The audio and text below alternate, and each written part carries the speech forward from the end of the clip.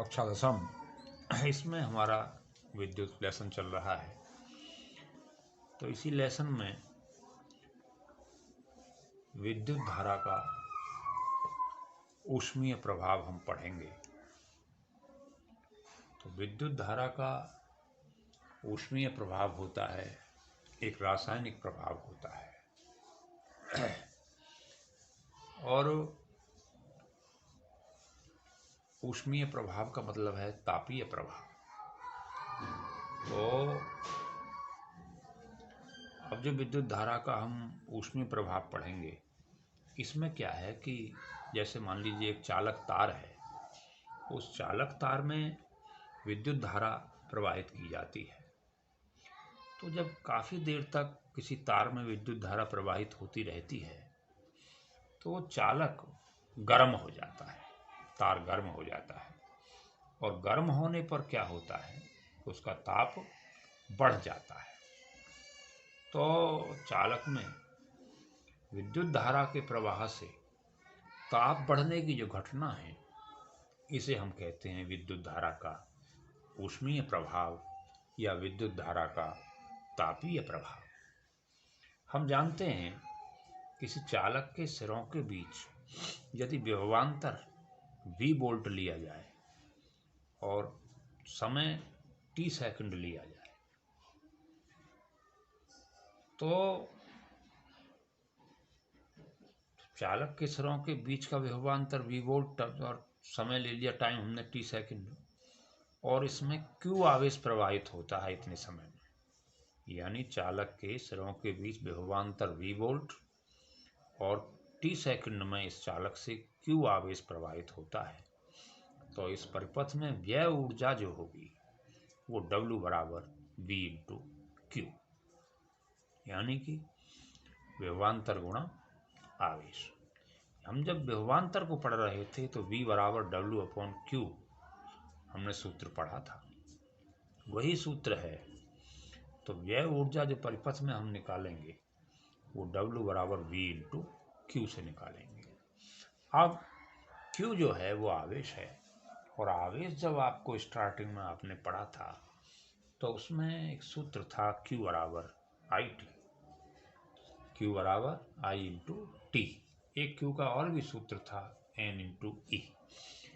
तो यहाँ पर Q बराबर IT, इस सूत्र में हम Q के स्थान पर रख देंगे तो ये व्यय ऊर्जा का सूत्र हो जाएगा V into I into T। यानी Q के स्थान पर हमने VI भर दिया, Q IT भर दिया, तो ये हो गया W बराबर VI T। अब ये क्या चीज़ है, विभवांतर है, ये धारा है। जब कभी आपसे पूछा जाए कि परिपथ में व्यय ऊर्जा का सूत्र विभवांतर और धारा के पदों में बताइए, तब आप सूत्र बताएंगे W बराबर VIT। इस सूत्र को याद कर लें। और चूंकि ये ऊर्जा है, ऊर्जा और कार्य के मात्रक जूल होते हैं, तो इसका मात्रक भी क्या होगा, जूल होगा। ऐसे ही अब ये सूत्र है आपका W बराबर VIT, और इसमें हमने एक ओम का नियम पढ़ा था, और ओम के नियम को मैं कहता था शॉर्ट में कैसे याद रखिए, V बराबर IR से। तो V के स्थान पर इसी में यदि IR रख दिया जाए तो क्या हो जाएगा, IR गुणा I गुणा T।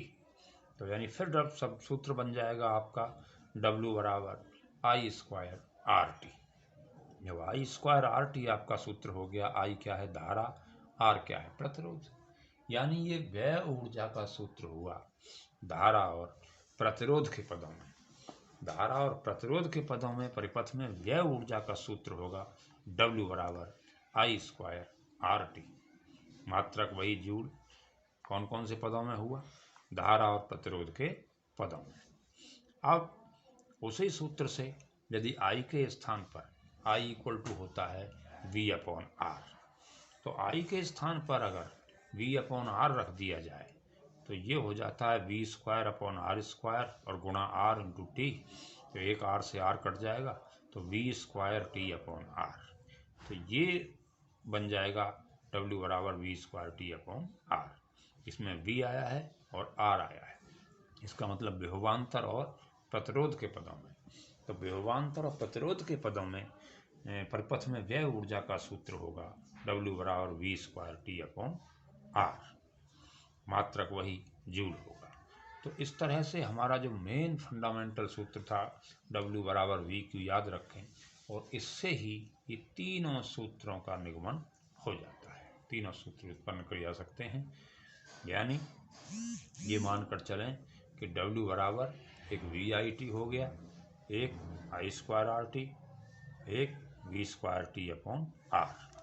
यानी ऐसे भी हम लिख सकते हैं कि W बराबर VIT बराबर I²RT बराबर V²T/R। इस तरह से एक ही लाइन में हम तीनों सूत्रों को जहाँ जिसकी आवश्यकता पड़ेगी न्यूमेरिकल्स में वहाँ पर उसे इस्तेमाल कर सकते हैं। अच्छा, अब बात यह है कि हम बात कर रहे थे विद्युत धारा के ऊष्मीय प्रभाव की।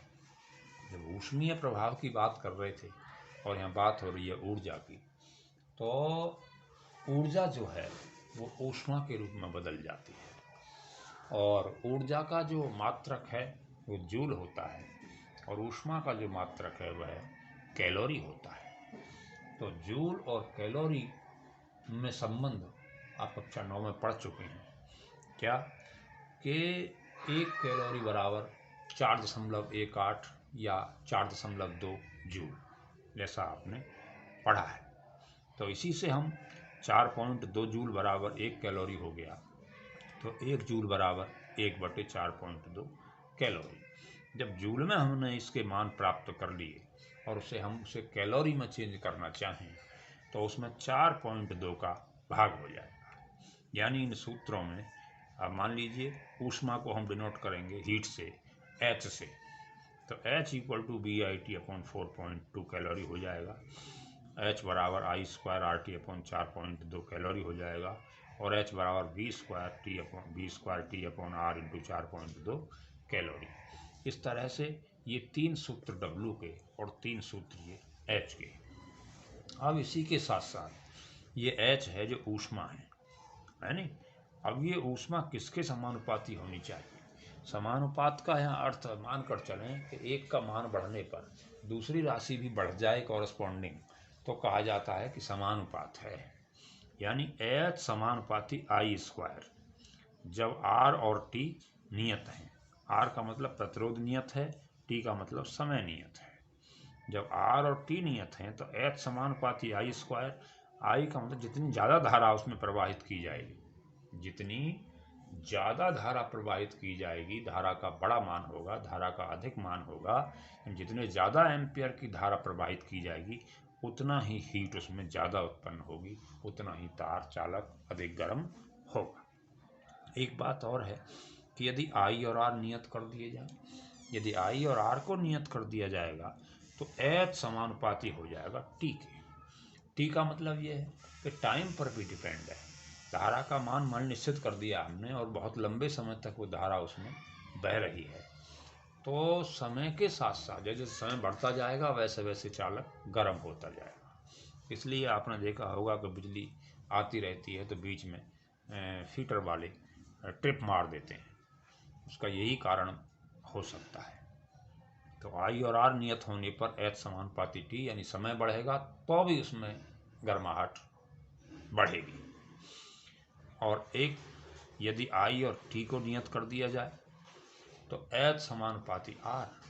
H समानुपाती R का मतलब है जितना ज़्यादा प्रतिरोध होगा उतना ही ज़्यादा चालक गर्म होगा।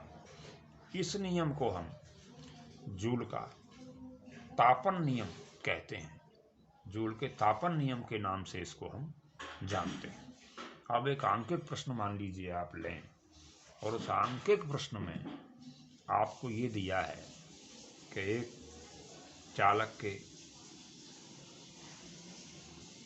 सिरों के बीच प्रतिरोध लगा हुआ है और वो 4 ओम का प्रतिरोध है, और इससे 100 जूल ऊर्जा उत्पन्न होती है, और विभवांतर आपको ज्ञात करना है, और T बराबर है 1 सेकंड, यानी कि 4 ओम प्रतिरोध है और 100 जूल ऊर्जा प्रति सेकंड प्राप्त होती है। तो T बराबर हो जाएगा आपका 1 सेकंड। R बराबर 4 ओम और T बराबर 1 सेकंड और W बराबर या H बराबर आप कह सकते हैं इसे, ये हो गया 100 जूल, है नहीं। क्योंकि इसने जूल में दिया है तो एक प्रकार से ऊर्जा ही है। तुम्हारी बुक में वो 4.2 वाली चीज़ नहीं दी है उसने, लेकिन ऐसा और सब बुकों में पुराने समय में भी होता रहा है। तो ये H बराबर V² T/R लगा देंगे, क्योंकि यह R ज्ञात है, विभवांतर ज्ञात करना है, वो इस सूत्र में आ रहा है, T इसमें आ रहा है, R इसमें आ रहा है। तो H बराबर V² T/R में हम ये मान रख देंगे। R का मान 4 ओम, W का मान 100 जूल या H का मान 100 जूल लिख दिया और विभवांतर ज्ञात हो जाएगा। T का 1 सेकंड इसमें भर दिया, तो ये 100 बराबर हो गया V² गुणा T का मान 1 और बटे R का मान 4। यहाँ से V² इक्वल टू आ गया आपका 400। जब V² 400 आ गया तो V का मान कितना हो गया? 20 वोल्ट। इसका मतलब ये है कि चालक के सिरों के बीच विभवांतर 20 वोल्ट हो गया। तो इस तरह के छोटे मोटे प्रश्न आप हल कर सकते हैं, और कोई कठिनाई होगी तो उसे कंसल्ट कर लेंगे। तो अब एक बात जरूर ध्यान कर ली जाए कि परिपथ में व्यय ऊर्जा का सूत्र सीधे सीधे कभी कभी कह देता है कि इतने वोल्ट विभवांतर है और इतना आवेश उससे प्रवाहित होता है, तो परिपथ में व्यय ऊर्जा बताइए। तो सूत्र का इस्तेमाल W बराबर VQ लगा करके न्यूमेरिकल हल कर लेंगे। ठीक है। अब आपसे पूछा जाए कि साहब विभवांतर और धारा के पदों में विद्युत ऊर्जा का व्यय ऊर्जा का सूत्र बताइए, तो W बराबर VIT। धारा और प्रतिरोध के पदों में बताइए, तो W बराबर I² RT। विभवांतर और प्रतिरोध पदों में बताइए, विभवांतर और प्रतिरोध के पदों में W बराबर V² T/R लगा देंगे। ठीक है। तो इसमें ऊर्जा और ऊष्मा को हम H के नाम से, आपकी बुक्स में अक्सर इसमें ये सूत्र जो है वो H के नाम से ही दिए हैं, खाली W और H के अलग अलग नहीं दिए, लेकिन आप इस चीज़ का ध्यान रखें।